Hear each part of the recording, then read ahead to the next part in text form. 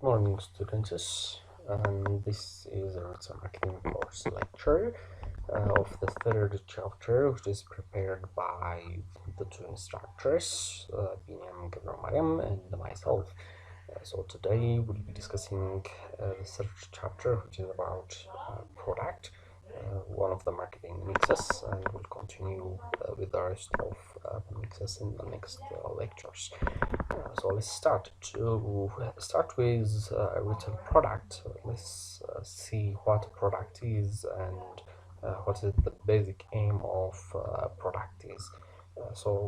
As it is known, a product is the central for the organization's survival, meaning if the product is not produced based on the customer's need, based on the customer's want, the company could not survive for much long. But in tradition, meaning before this era, before the advancements, uh, manufacturers focus on designing and production of the products, meaning they are focusing on the products rather than the customers or the consumers. As you have discussed in principles of marketing and some other courses, there are different marketing concepts or orientations. So the first eras before the marketing concept, there was the product concept, production concept, and selling concept, meaning the manufacturers, the producers focus on the product rather than the customers or the consumers. So they start by developing the products. But in the marketing era, or in the marketing and in the social marketing issue, in the social marketing issue, they basically focus on the customers and the society, the public at large. So they started to think of what the customers need, what the customers want, and the demands, so that they come up with a better product and better sales. So this was the previous eras, and the new era, the marketing and the social marketing era. So when you define products, this is just one arbitrary example or one arbitrary definition of product. We have a couple of definitions and a couple of classifications you can read about. But products could be classified as a physical goods, service, idea, person, or place that dictates the organization's attribute, the product attribute, or the tangible or the intangible attributes of a product that will serve the customers and generates sales or generates certain finance for the company. So when you say product, it is anything. It could be physical goods, it could be service, it could be idea, it could be person, it could be place, and so on. As you remember in the service marketing course, you have discussed the classifications of product or product service continuum. So I believe you have a clear understanding about these product types, but a product is something, I mean, it is anything that will satisfy the customer's need and the customer's wants, and it could be service or any other thing. So whenever you think of product decisions, whenever you think of creating or producing a product, you should think of the brand names. Brand name is part of product. When you say brand name, it has a certain attributes behind it, but you have to think about the brand name. You have to be the brand names should be motivational or motivative. It should motivate the customers, and it should be memorable, meaning the customer should remember of your products and your brand. So you should think of the brand names. You have to think of the guarantees that you will provide. You should think of the package.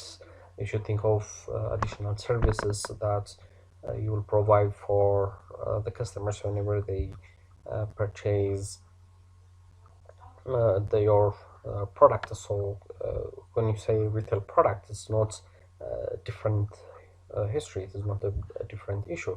Of course, we have different products categories, but in general terms, when you say product, this is the basic concept that you need to think about. The other thing for today's discussion is retail product sectors. So we can classify retail products based on the sectors for management purposes. Some are specialized and some are not specialized, in a sense that some retailers hold specific products. Some other retailers hold different types of products. They are unspecialized. For instance, if you see boutiques, they are specialized in textiles, specific products, garments. When you see some other shops or retail stores, electronic shops or electronic stores, they are focused on electronics. For instance, if you go to uh, Sony, the product is basic electronics. Of course, it might have different categories of these electronic products, but it's focused on some type or kinds of electronics. So these are specialized type of sectors. You can classify it as book stores or book retailers. So if you see some retailers, they only sell books, specific books. You might classify it as specific books, but there are specialized sectors, book sectors or book retailers. You have garment retailers, electronic retailers. You might have food retailers or some others. So these are specific sectors. They are focused on certain products. The others, some other retailers, meaning the other retailers, handle different types of products, a wide range of products. They hold electronics, they hold books, they hold some other products. So these are not specific or specialized retailers. So you can classify retailers based on products, based on the product that the retailers hold and sell. So based on this, you can classify it into two: specialized retailers and non-specialized retailers. If you remember the first chapter, the first two chapters actually, we have read that there are supermarkets, there are department stores, there are different other retailer types. So when you think of supermarkets, at the moment you think of supermarkets, the product that you expect is grocery items and household items. So this is the behavior of supermarkets. So they are specialized in these two types of products. So when you think of hypermarkets, you might think a different thing.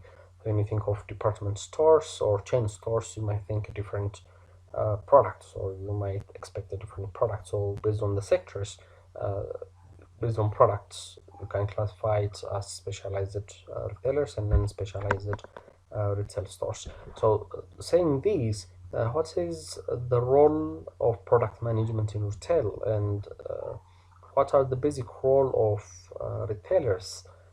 So you can see it in two different eras. The first era, the traditionals, the retailers are considered as stockists, meaning they purchase a product, they hold the product, and they deliver the product. That's it. It's just like passive. They are so passive that they only transfer the products from the manufacturers to the consumers.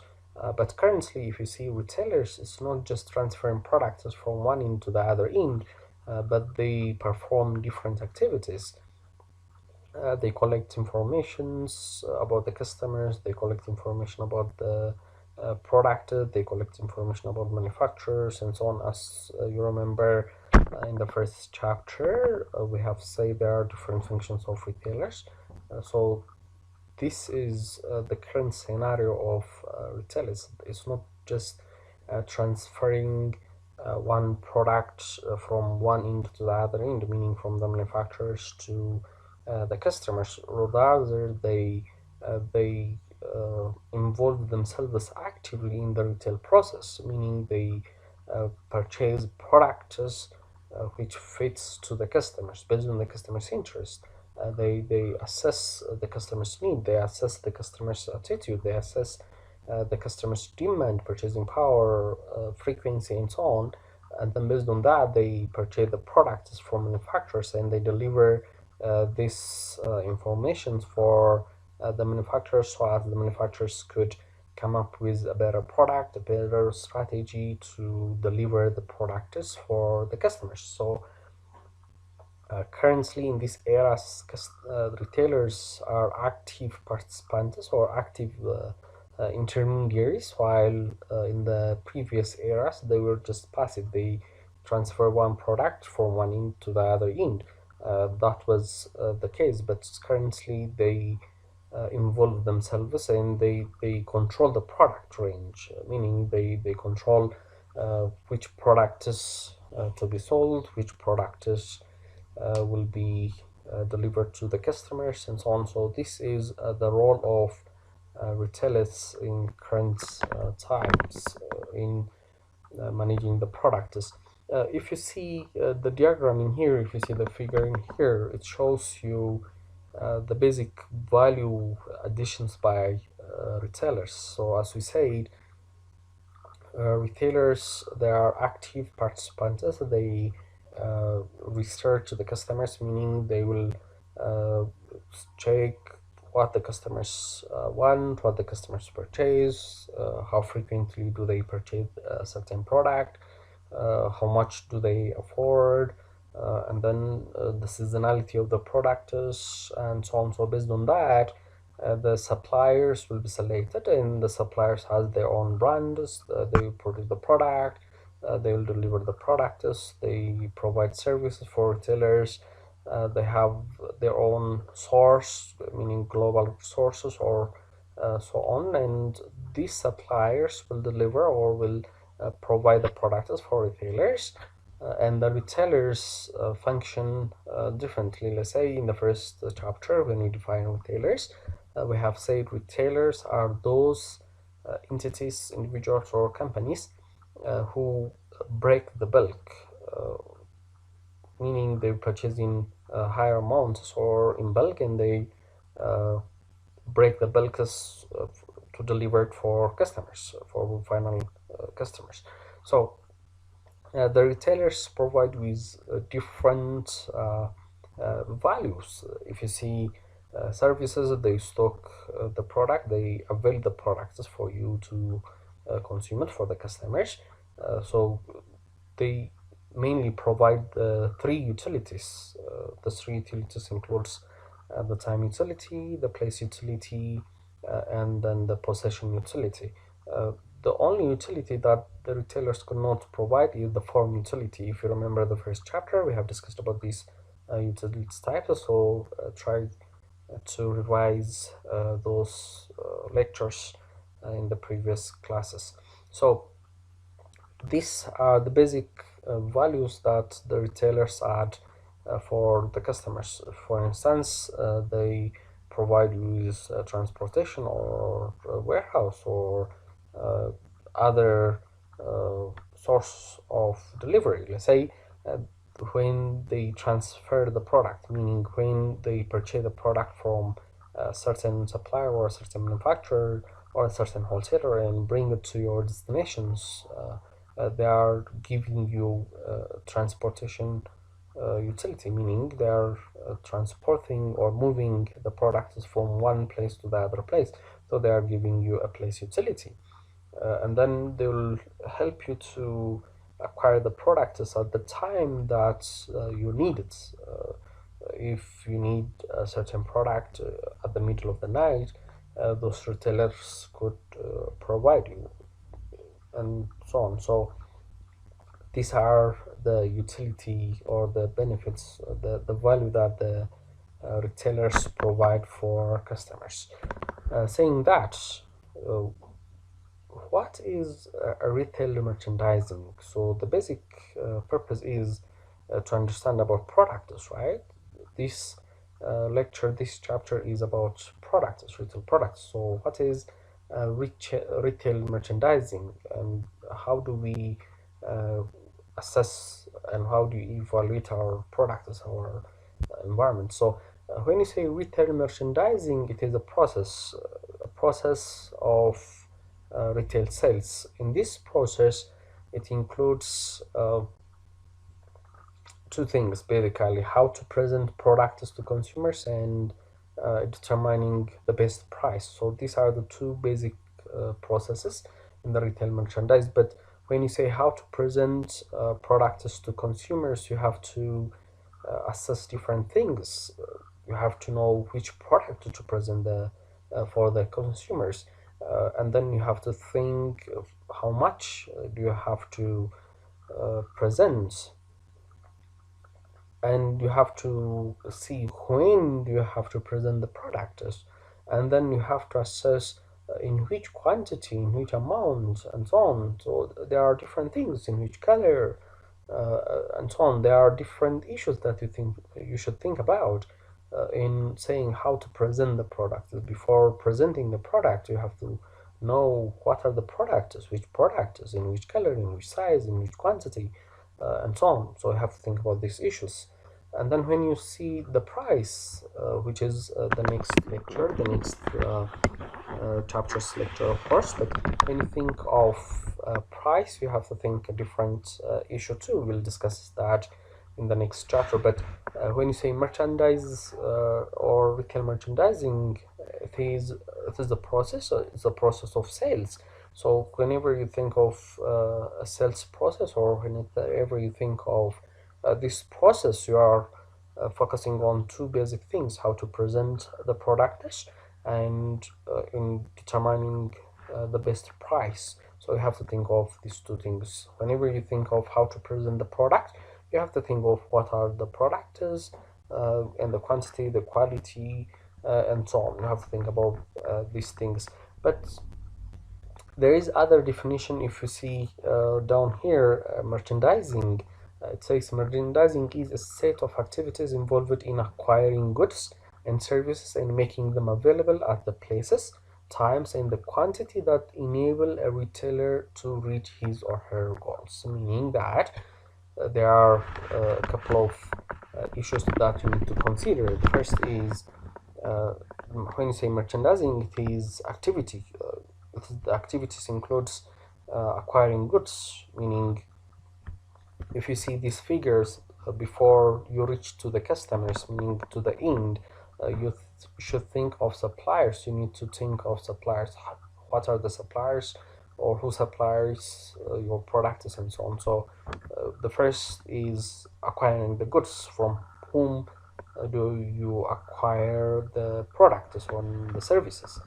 So the other thing is you should avail the products in terms of place, time, and quantity. Meaning, when after acquiring the product and the services, you should choose the place where you are going to deliver the products, when you are going to deliver the products, and at what quantity. So yeah, quantity and quality. Of course, quality will be included in here in the activities. So these are the basic activities. One is acquiring the product, and the other is availing the product. So whenever you think of acquiring the products, there are different things that you will be discussing in this bullet, in the second bullet. And whenever you think of availing the products, you have to think of the place where you are going to avail the product, at what time you are going to avail the product, and at what quantity you are going to avail the products for your customers, so that you can achieve the goals, your organizational goals. So whenever you think of acquiring the goods, which is the first activity, you should think of different things. The first thing that you need to think you should do is you have to contact the manufacturers or your suppliers. It should not be only manufacturers. The retailers might acquire the product through wholesalers. So you should uh, contact those suppliers. Instead of saying manufacturers, it's better to say your suppliers. So you should think of acquiring, whenever you think of acquiring the product, you should think of who your suppliers are. It could be the manufacturers, it could be the wholesalers, it could be agents, and so on. So you should think of how you are going to select those suppliers. So this is the first stage. So in this stage, what you should think is uh, you have to think about the products, meaning the product line, the product mix, the product widths, and so on. And then you should think of the unit price, and you should think of delivery. What additional services does the suppliers provide you with? Do they provide you with transportation service? Do they provide you with credit service? Do they provide you with maintenance service or installation service, depending on the product that you wish to acquire? So you should you should think of uh, uh, the products themselves too, meaning uh, in which and which product line you are going to purchase. Let's say if you want to purchase a soft drink, or if you want to sell a soft drink, there are different types of soft drinks. There are different brands of soft drinks. The basic, let's say you have Coke and you have Pepsi companies of drinks. So you should think of which brands you are going to purchase. Is it Fanta? Is it Mirinda? Is it Pepsi? Is it Sprite? Or which one is it? And then you should think of in which quantity you are going to purchase those products, and then in which unit price. What is the unit price of the sellers or the providers? I'm just giving you examples here. And then you should think of if there any other services that is provided by the suppliers. If there any transportation services, if there any maintenance service or installation service. For instance, if you think of furnitures, you need to have an installation. So do the suppliers provide with uh, installation service, or do they provide you at least with the trainings how you are going to install the products that you are going to sell for the customers, for the final customers? So you need to think of these basic things while uh, focusing on your suppliers. It could be manufacturers, or it could be other suppliers like wholesalers.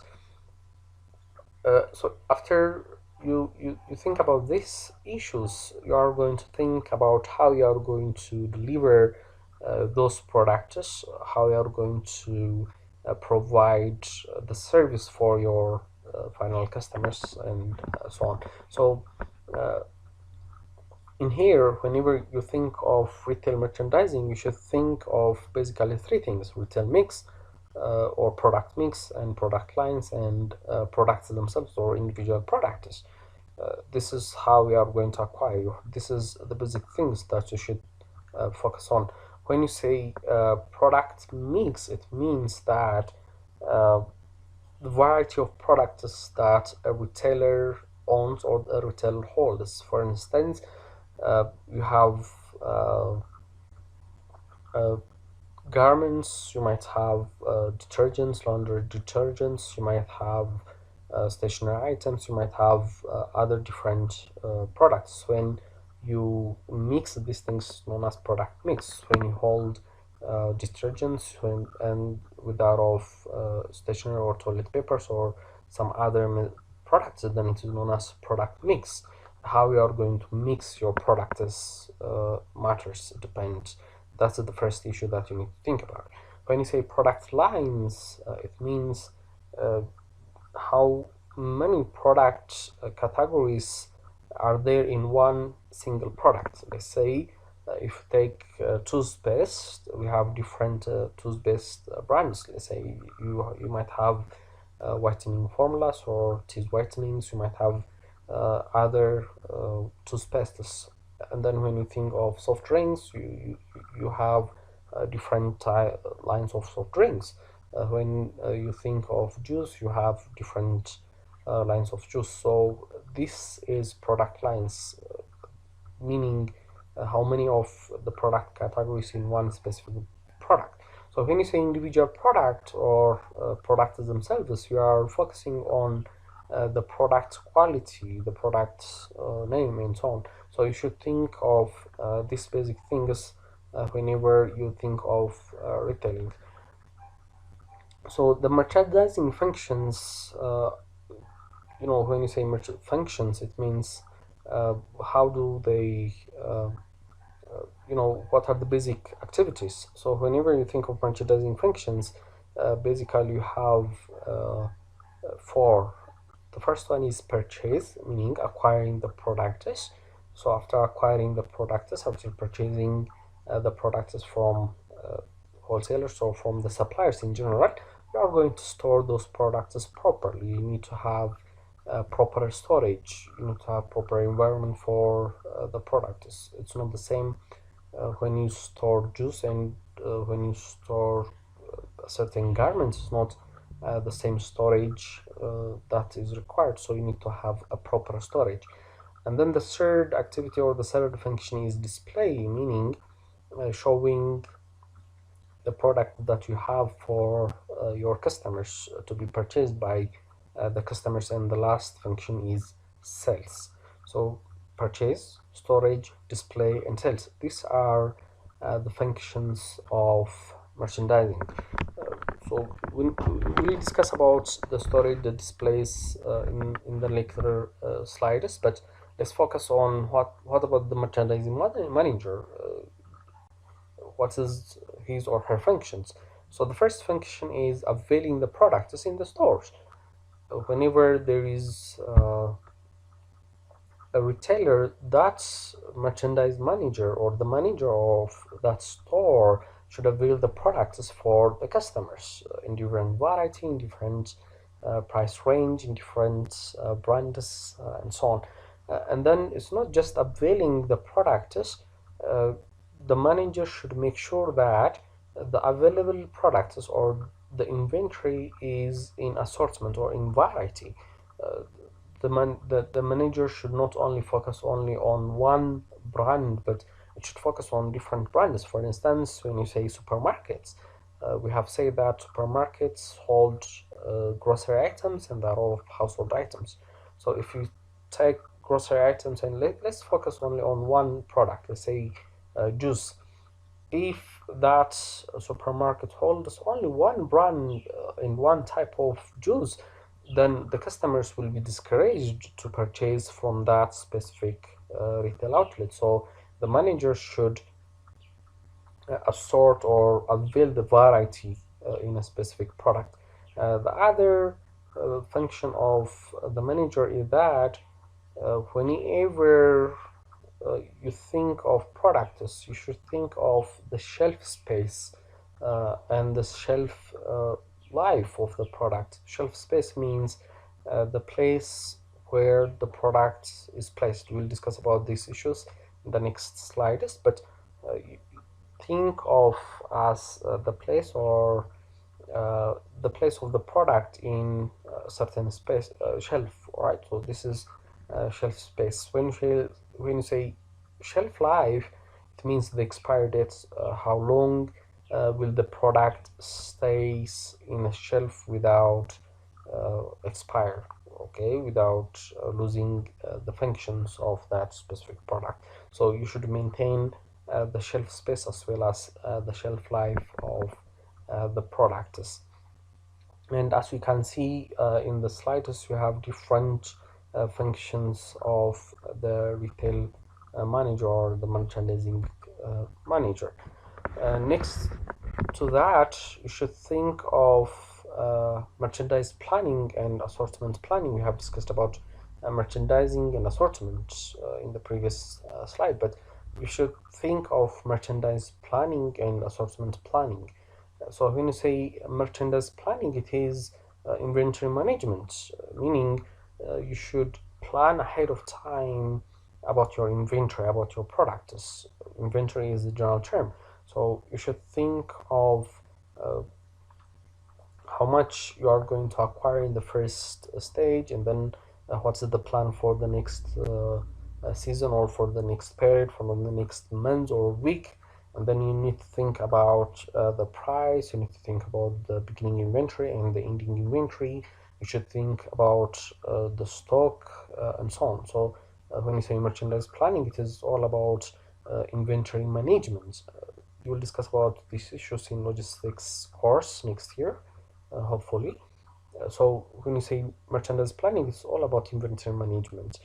To help you this, there is one inventory management system or one inventory management model, which is known as one open to buy planning. So when you say open to buy planning, it is an inventory management system that will help you to control your inventories. So in conducting one this model, there are basically four steps. The first step is you need to plan for annual sales, and you need to plan for markdowns. Markdowns means the difference between original retail sales and the actual selling price. So this is what it is, markdowns. So you need to plan for the annual sales and the markdowns, and then you need to plan for average stock turnovers and beginning at the beginning of the inventory, meaning you need to think about the beginning inventory, you need to think about ending inventory, you need to think about uh, the average stocks that you are going to have, and so on. And then the third, you are going to calculate open to buy plan. So we have the formulas, and I will provide you with the examples, one examples, and at the end you are going to get uh, adjustments. I mean the OTP, meaning the open to buy planning. So the formula is OTB is equals to planned sales plus planned markdown, which is the first step, planned end of month inventory, and then you need to have planned beginning of month inventory. So you could work these things in monthly basis. So let's say let's discuss about the examples, and it will be brief for you. So it says a retailer has an inventory level of 150,000 on July 1, meaning the first inventory at the beginning of the month. That retailer holds $150,000 worth of inventory, and planned $152,000 worth of end of the month, meaning at July 31st, the retailer will have $152,000 worth of inventory. So you have the beginning inventory here, and you have the ending inventory here. The planned sales for the store are $48,000, meaning the planned sales, the first step that we are focusing, that we have discussed in previous slide, with $750 in planned markdown. When you say markdown, don't forget that it means the difference between the original retail sales and the actual selling price. So it is 750. So putting this into the formula, you will get the OTB to be $50,750. So the company should have uh, an inventory worth of 50,750 in that specific month for July. But this is not the only thing that you need to think about. You should also read about OTB at cost. There, it has different concepts. I mean, within the OTB, there is OTB at cost, and we have the markup. Uh, so you should think and read about these things more, so that you'll have a clear understanding about OTB. So when you think of merchandise planning, you should think of the 7 R's. You should think basically about these seven basic principles. The right product, meaning you need to focus on uh, acquiring the product that matches the customers, the right product, the right place, the right quantity, the right quality, the right price, right assortment, and right time. So you should think about these basic seven principles for uh, running your merchandise or for running your retail stores. So these are the seven principles that you should think about. But let's focus on the last statement. States a deep merchandising strategy will involve stocking all the varieties of brands at all price points and a wide choice within the category, meaning uh, a retailer should hold or should stock product with variety of brands, not only focusing on one brand. Should hold different types of brands to attract different customers and to attract as much customers as possible with different price points, with different assortment, with different quality and quantity. So uh, the assortment is a basic thing when you think of merchandise planning. You should hold different brands with different uh, variety of quality and quantity. So this is the basic focus area in the merchandise planning. When you think of assortments, when you say assortment planning, it's not about inventory management only. When you say assortment, it is how you are going to categorize or how you are going to vary your products, your inventory. So when you think of assortment planning, you should think of styles, you should think of colors, you should think of stock keeping units, you should think of store space, you should think of demand, you should think of customers' preference, and you should think of store characteristics. When you say assortment, it is uh, varying the products, holding variable products or different types of products. So whenever you think of assortment planning, you should think of these basic issues. And let's say if your store space is limited, meaning if it is not that much large, the products variety that you are going to hold will be different. So these are the basic things that you need to think in assortment planning. But basically, uh, whenever you think of assortment planning, whenever you try to assort your products, you should focus on three things. The first one is you should address the changes in customers quickly. You should read the customers, you should research about your customers, and you should address the changes, any changes in demand, in buying habits with the customers. You should address it quickly. And the second is you should also consider the competitions, the competitors in the environment. You should study about your competitors. So you should address and you should design a strategy accordingly. And then you should think of inventory management. You should think of managing your inventories based on the customer's need. You should, whenever the customer's taste, whenever the customer's demand, whenever the customer's buying habit changes, your inventory management should also change. So you should think of these basic criteria in planning the assortments. So in analyzing the SKUs, meaning stock keeping units, there are different things that you need to focus. You need to see how frequently the customers purchase your products. Frequency of purchase is important. It's not just frequency of purchase.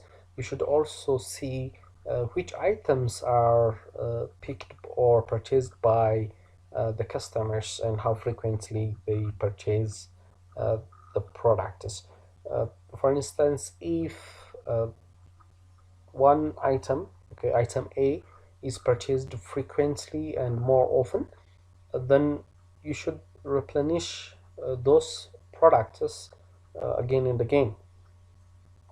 It might be high valued products, so you should think of which items are picked highly and which items are purchased less frequently.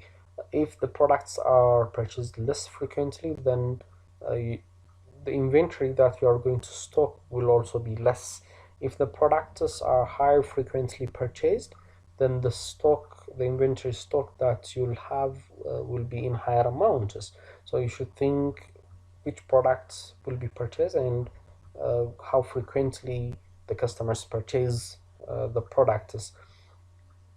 So you should focus on these things in stock keeping units and assortments. So whenever you think of assortments, whenever you think of merchandising, there are different factors that influence you to hold a certain types of stock with a certain amount, with a certain quality and quantity and so on. So the first one is the budget constraint, meaning the finance that you have and the budget that you have in acquiring a product. If you have higher finance, you might tend to purchase, you know, higher amounts of certain products. But it's not just budget, but the, the main factor is the customers. Don't forget that. But there's, you know, besides the customers, these are the basic focus areas. So the budget constraint is one, space constraint is the other one. If you have limited space area, you are not going to purchase a large amount of products, or you might not purchase high, uh, with a higher quantity. So the space that you have will determine which products you are going to purchase, in which quantity, in which amount, in which assortment, and so on. And then stock turnover constraints are the third, meaning uh, to what extent the customers purchase the product is frequently. If the product is not purchased frequently, then you are not going to purchase and stock those products. So stock turnover is the other constraint. Market constraint means customer preference. So it should come to your first priority, market constraints, because when you think of retailing or marketing, the basic focus area is customers. So what is the customer's preference? This determines which type of product you are going to purchase.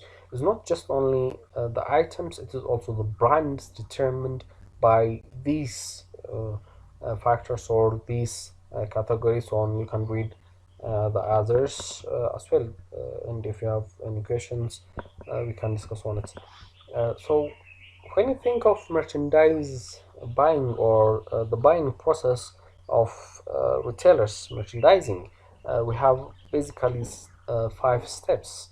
The first step is sourcing the merchandise or source of supply, meaning you should gather information about your supplies, their product, what is the product do they have, and so on. So you can do this by uh, you know participating in the trade shows. You could search on yellow pages, whether it is online or with hard copies. You could search for directories. You could uh, use references as retailers, or uh, some wholesalers, or some other individuals. So you can use references too. So this is the first step. You have to identify the sources of supply. If you need a certain product, let's say if you want to purchase washing machines and sell it for the customers as a retailer, there are different companies that supply washing machine. So you should uh, search for those suppliers who could provide you with the washing machines, right? So that's the first step. The second step is vendor analysis or supplier analysis and selection. Vendor means supplier, so vendor analysis and selection, or supplier analysis and selection. There are different criteria for you to analyze the vendors or your suppliers, but in other word, it means profitability analysis. So whenever you analyze your vendors, or when you select your vendors, you are going to see different criteria. One of the criteria is trustworthiness of that supplier, meaning is the supplier trustworthy to deliver the product or sell the product or avail the product with my customers' preference in terms of quality, in terms of quantity, in terms of price, and other services. The other might be based on credit availability of or provision of the supplier, that the supplier provide me with credits and so on. So there are different criteria for you to select and analyze the vendors. Basically, we have two or three techniques when you are conducting or when you purchase a product through uh, bidding. You know, we have two types of biddings, and we have different criteria. We have one is technical, the other one is financial criteria, technical criteria, and the financial criteria. So you are going to assess the vendors or the suppliers. The third stage is you are going to negotiate with the suppliers. For instance, in the first stage, when you search for suppliers, you might have 10 or 20 suppliers that could provide you with uh, the products that you need. So the second, you are going to select from 20 suppliers, because you cannot purchase the products from 20 suppliers. You might have the finance. In the previous slide, we have said that there are budget constraints. So you are going to analyze and select the vendors.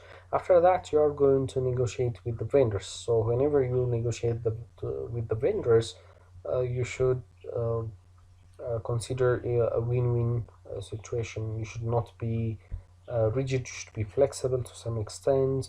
There are different negotiation skills, and there are different negotiation criteria that should be fulfilled.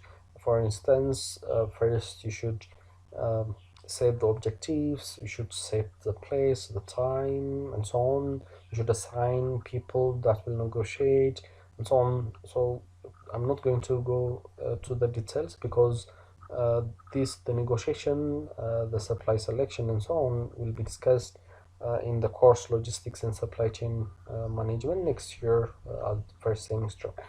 The fourth step is you are going to conclude the purchase, meaning you are going to make payments for the suppliers, and you are going to sign agreements and so on. The last step is, after signing and making payments, you are going to receive and acquire the stocks and with the product or the merchandise. So in the stock, in the inventory management, again, there are different terms uh, that you'll be discussing in the logistics and supply chain management course, like that of stock outs, base stock, and so on. So when you say base stock, it is the stock limit that you are required to have uh, so that you will not be stock out. And then you are going to have reserves and so on, but this is not the focal area in here.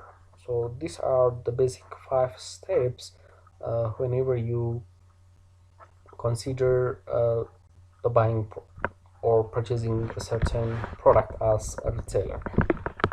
Saying this, if you remember when we discussed about the products, you should think of designs, assortments, and so on. So we have different aspects that you are going to see: the interior presentation and the exterior presentation. But in this topic, we only focus on the interior parts, and we are not going to focus on the exteriors.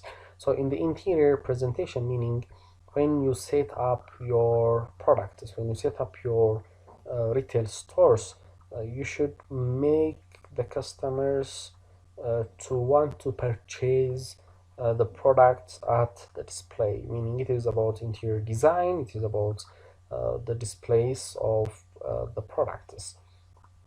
So whenever you think of designing the interiors, whenever you think of an interior display at a retail level or as a retailer, you should address basically these questions. So the first one that you need to address is what is the store's image, meaning what is the brand that the retail has? Uh, how that the customers think of that specific retail store? It is about the brand of your retail.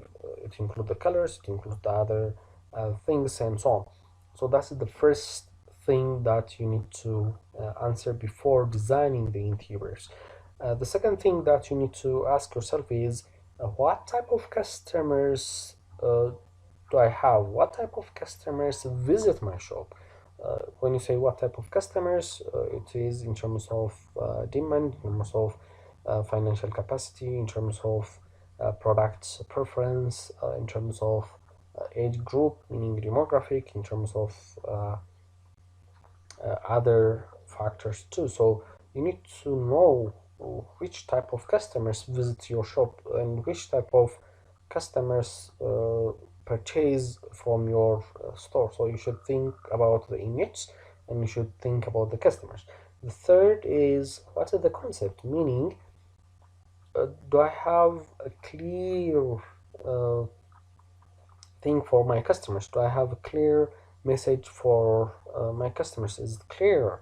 And so on. You should think about these issues before designing your interiors, and then you should think of which product should be displayed where and which product should be placed how. You should address these things. It is a series, first you should think about your image, then you should think about what customers visit your shop, and then you should think about the concept, and you should think about where you are going to put which product, and you should think why that specific merchandise will be displayed. You have to think, you have to address this basic question. So in designing your store layout, you have two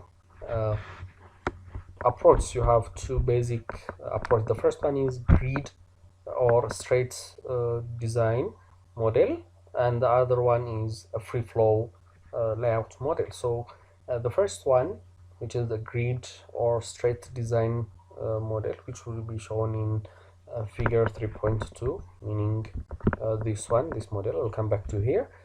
So the first one, you are going to use it when the customers has a chance to purchase throughout the store, throughout the retail stores. So you are going to use the grid or straight design model. The second model, which is the free flow layout model, which is shown in the third slide, or 3.3, you'll use this model when the customers are free to flow in the area.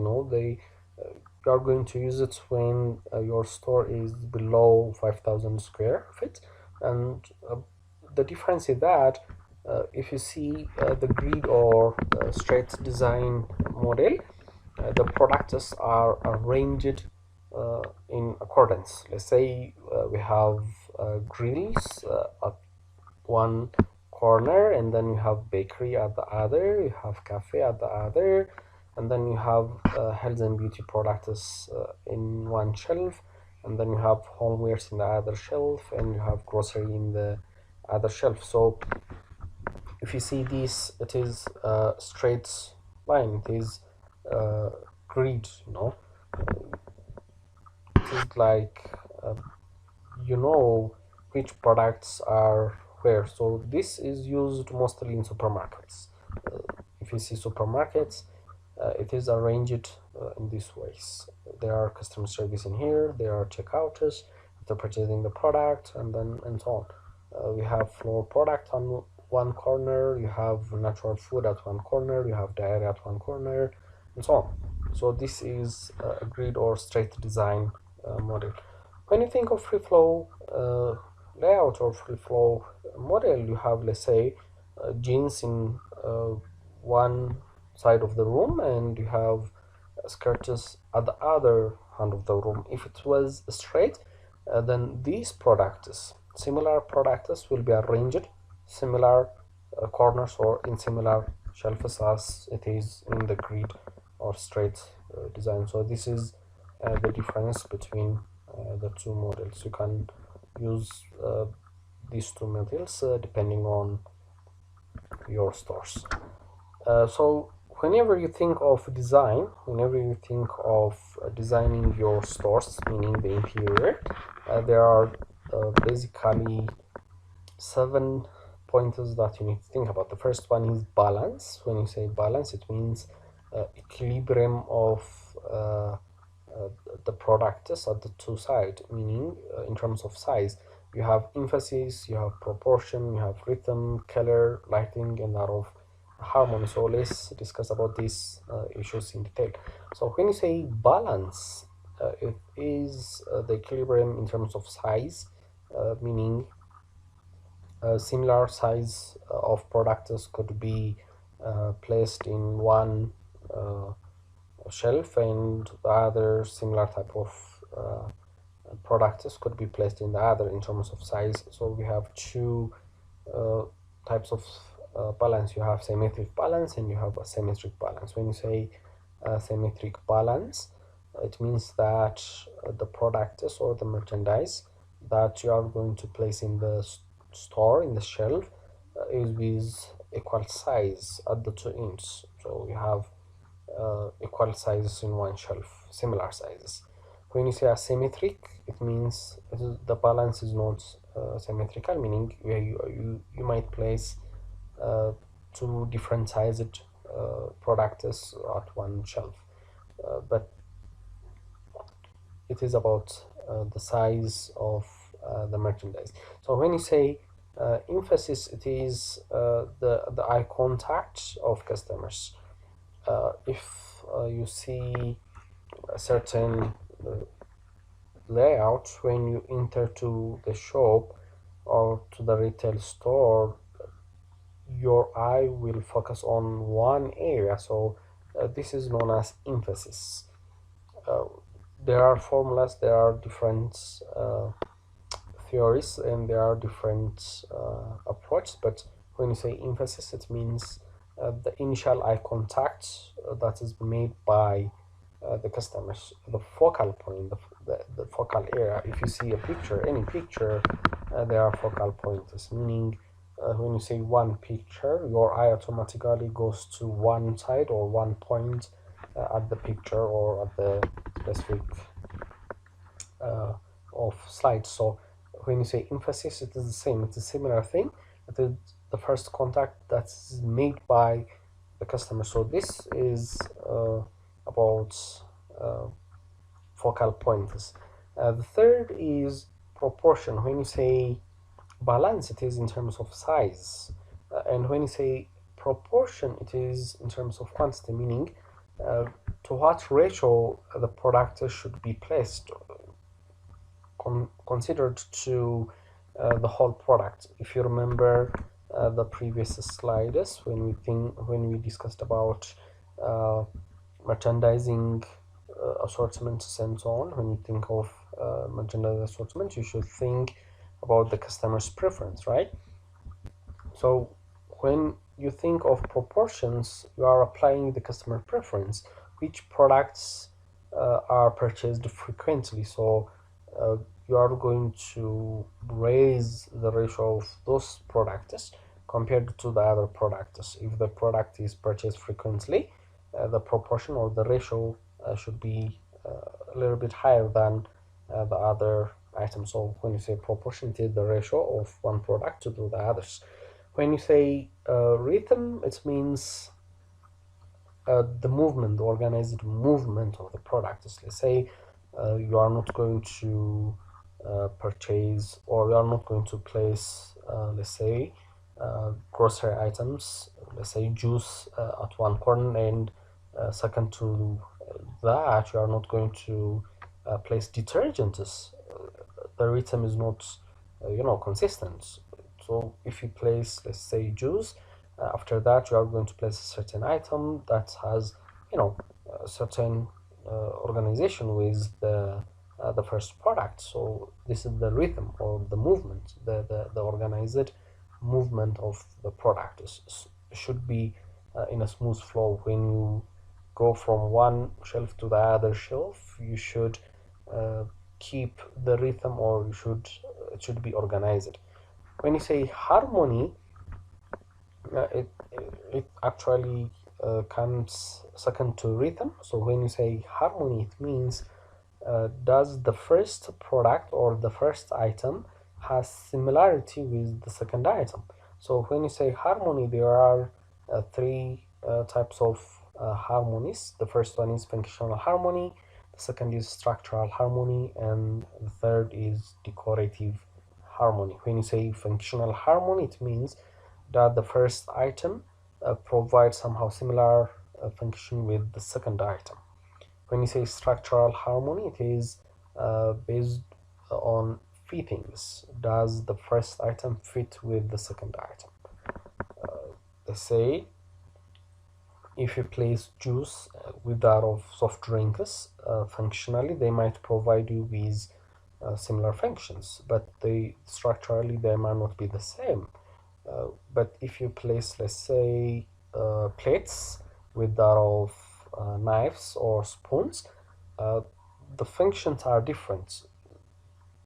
Why you use the plates and why you use the spoons or the knives, it's different function, but structurally they fit. So structural harmony, it is based on the structure.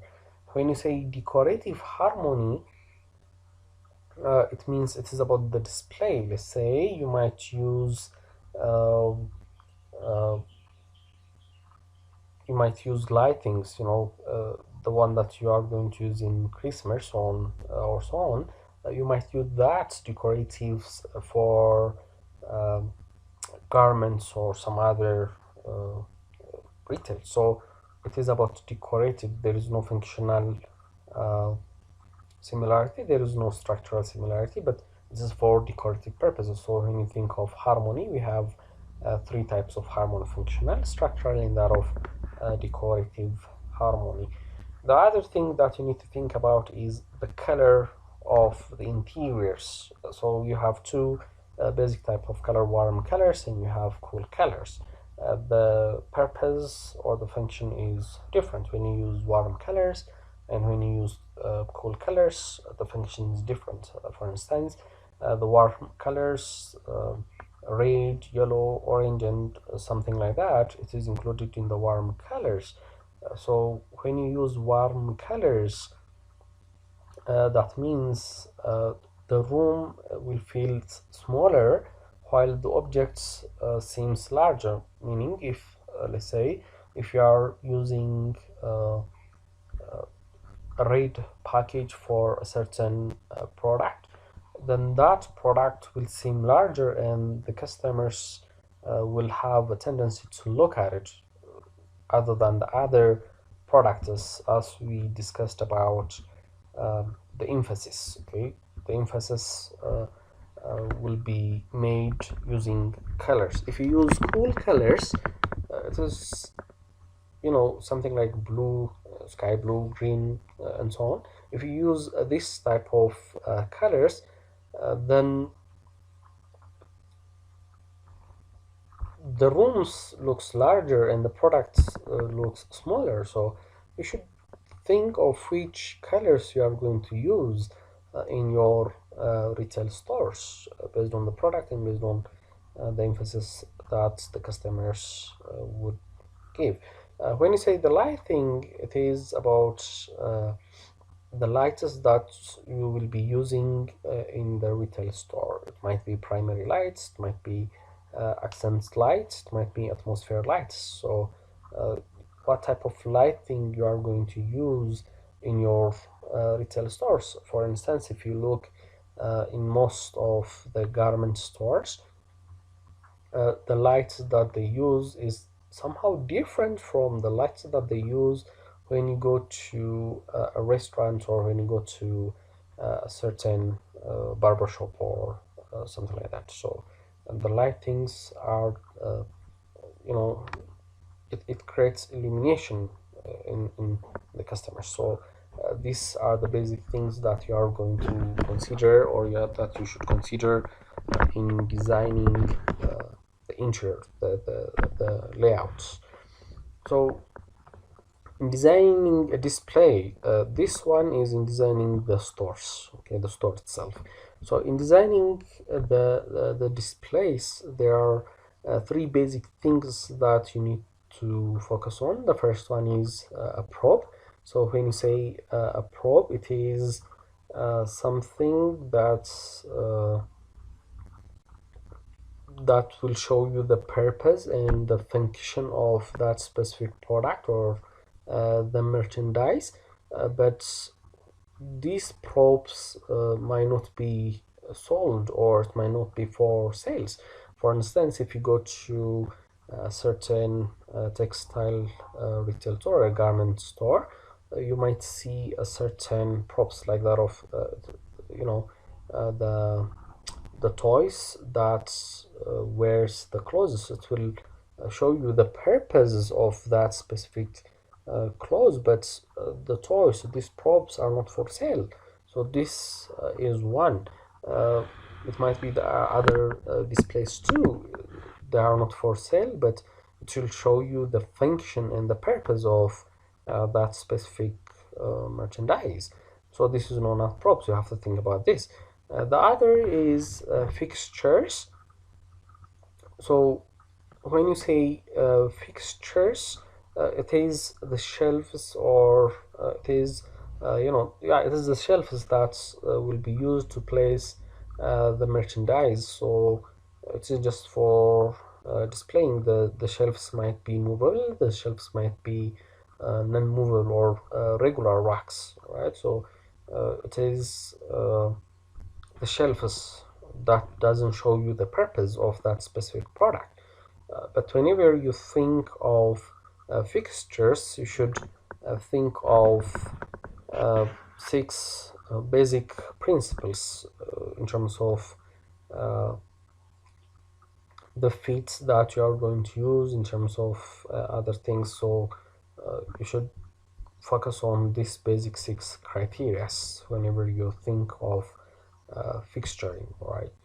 The other third is science, the science that you are going to use to uh, in display. This science might show you the price, it might show you the styles, it might show you the color, and so on. So the science that you are going to use matters. The tag might be one example of the sign. Doesn't show you any function or purpose of the merchandise like that of props, and it doesn't help you to store or display the product, but it will show you the colors, the price, and so on of that specific merchandise or product. So science, you should think of that. Here's the example. It says you could display, or you could put a sign that says it is festival season, stay dry without raincoats. So it will help you to sell the products, but it doesn't show you the purpose. And but it will help you to sell that specific merchandise or that specific product. So these are the tips that you need to think in placing a sign. So we have about six tips for you in placing the sign. So these are things that you need to think about. So in designing your displays, you should focus on three things: props, fixtures, and that of signs. But there are some common mistakes that is observed in displays. The first mistake is that in retails, sometimes they display too much or too little merchandise, meaning uh, they really don't know how much of the product should be displayed in which order and so on. So if you place too much of uh, a certain product, certain merchandise as a display, it creates clutter and confusion in the minds of the customers. They will be confused. They will. It will be difficult for them to pick the merchandise. And if it is too little merchandise that is displayed, then again it creates confusion, meaning that the customers might think the retail store doesn't have enough merchandise or enough product to be purchased. The other is lack of theme, meaning it doesn't have any consistency in the retail. uh, they just place it as they wish, so it creates a kind of dissatisfaction. And then there will be poorly selected props. Whenever you select a certain prop, uh, they they they might place something that doesn't have anything to do with the product, and so on. So these are the basic uh, mistake that the customers perform. So in the next class we'll be discussing about the retail pricing, meaning what is retail pricing, how we are going to set a retail price, what are the basic strategies in setting retail price, and what are the factors that you need to consider in setting a price. So this will be the end of the today's lecture for the third chapter. Thank you very much and stay safe. If you have any questions, we can discuss it online.